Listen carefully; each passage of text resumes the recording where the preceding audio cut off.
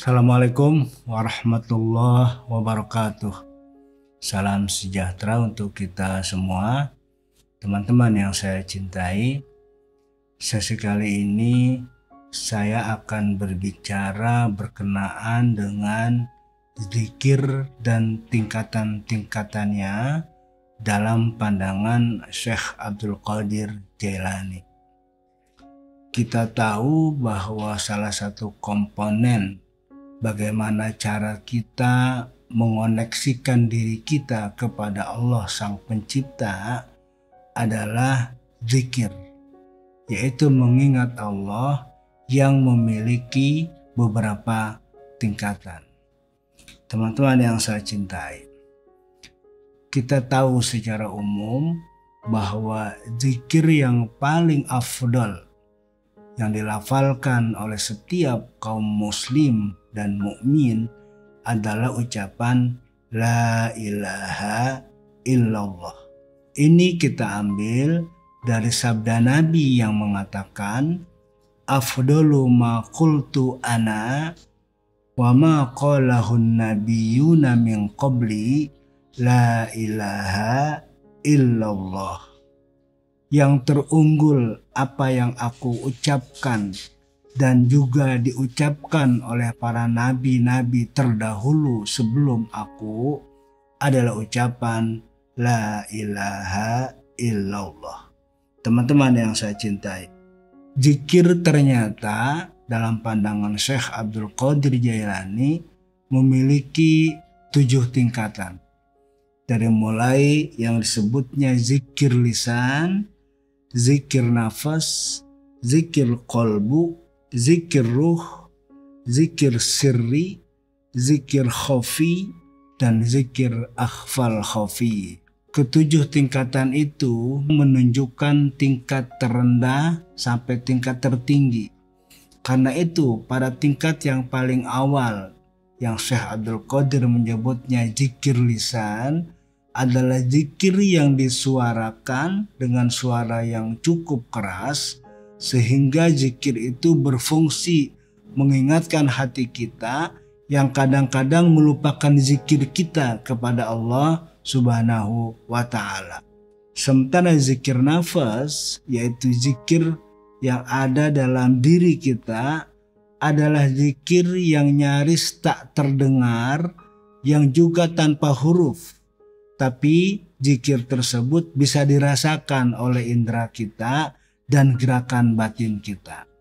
Yang berikutnya yaitu zikir qalbu. Ini dijelaskan sebagai zikir untuk menggali jalaliyah dan jamaliyah Allah Subhanahu wa ta'ala yang terkandung di dalam hati kita. Selanjutnya zikir ruh. Zikir ruh memiliki peran bagaimana kita menggali kemampuan kita untuk menyaksikan cahaya tajalli sifat Allah. Kita tahu tajalli itu dibagi ke dalam 2 kelompok. Ada yang disebut tajalli sifat Allah dan ada yang disebut tajalli zat Allah. Tajalli sifat Allah bisa kita saksikan di dunia ini dan juga di akhirat kelak.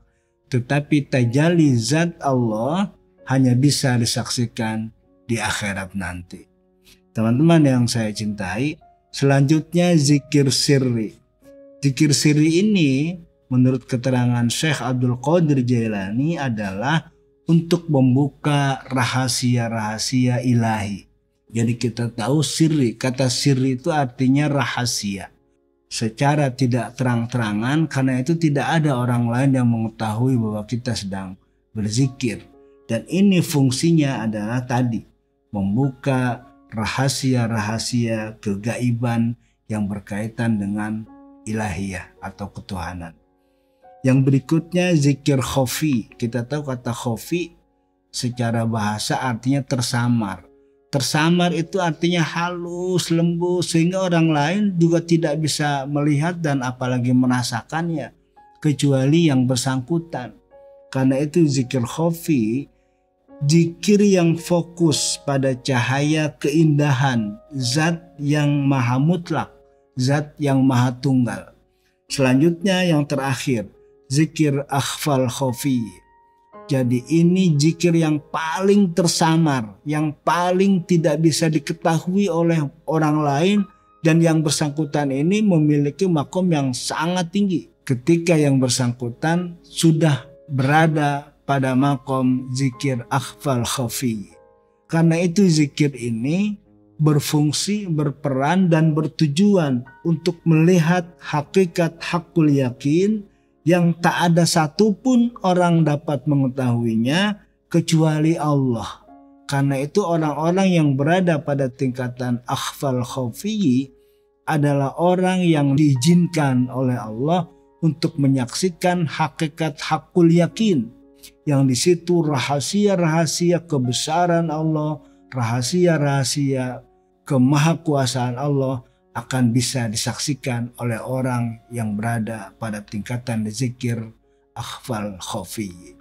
Teman-teman yang saya cintai, jadi zikir yang tadi kita jelaskan sebagai cara mengingat Allah itu sebetulnya merupakan cara kembali kita kepada Allah dengan cara mengingat, mengulang-ulang baik secara lisan pada tingkat yang paling dasar tadi itu maupun secara akhfal khafi pada tingkat teratas atau yang terakhir.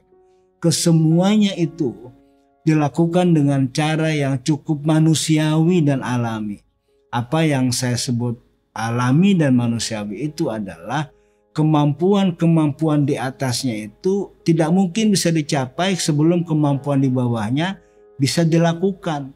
Misalnya zikir nafas yang berada di atas zikir lisan, itu nyaris tidak bisa dilakukan seseorang melakukan zikir nafas kalau dia belum pernah berlatih melakukan zikir lisan.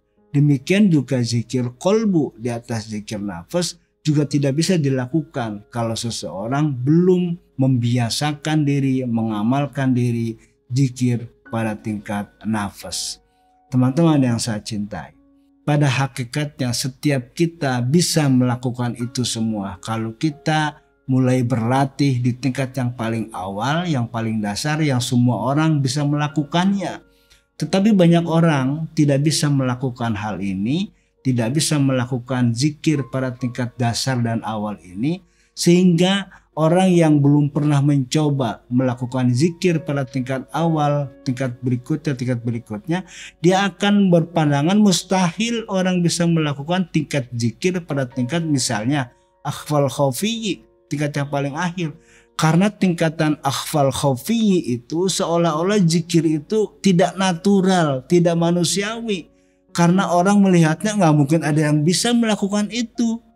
Zikir yang sangat halus, tersamar, tetapi dia memberi efek positif, efek spiritual dan kesucian kepada orang yang melakukannya untuk mampu melihat hakikat hakul yakin tadi itu.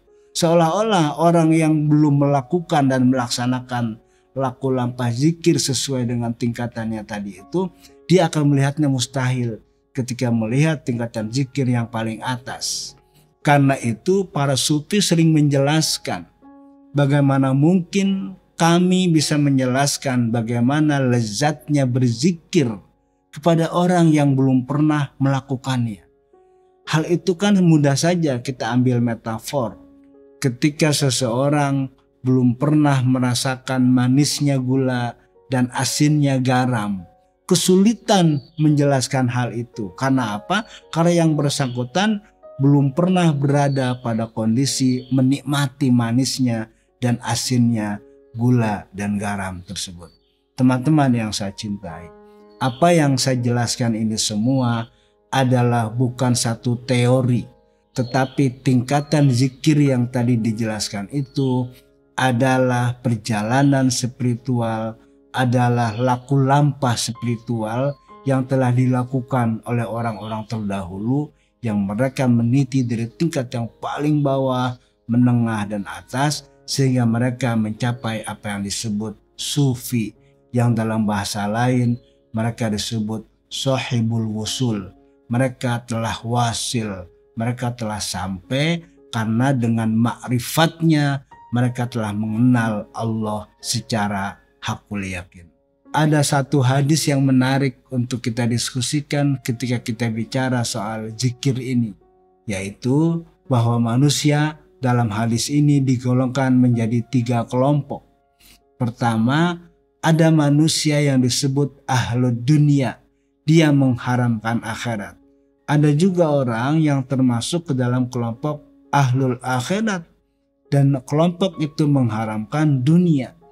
Al-dunya haramun ala ahlil akhirati wal akhiratu haramun ala ahli dunia. Tetapi kesemua itu adalah salah. Kenapa? Karena ad-dunya wal akhiratu haramani ala ahlillah. Bagi ahlullah, bagi orang yang menjadi sohibul wusul atau yang sudah wasil tadi itu, dunia dan akhirat sama-sama menjadi hijab, sama-sama menjadi penutup bagaimana eksistensi dirinya dengan wujud Allah. Karena itu baik dunia maupun akhirat dihilangkan dalam pandangan hidupnya, yang ada hanyalah Allah semata. Karena itu orang-orang yang telah berada pada tingkatan zikir akhfal khafi, dia betul-betul menjadi ahlullah. Hanya Allah dalam hidupnya, hanya Allah dalam pikirannya, hanya Allah yang ada bersamanya. Sehingga jangankan dunia, akhirat saja dia menjadi penghalang ketika dia bertakarrub kepada Allah. Karena akhirat itu sendiri adalah makhluk Allah. Teman-teman yang saya cintai, saya akhiri sampai di sini. Semoga ada manfaat buat kita bersama. Terima kasih. Assalamualaikum warahmatullahi wabarakatuh.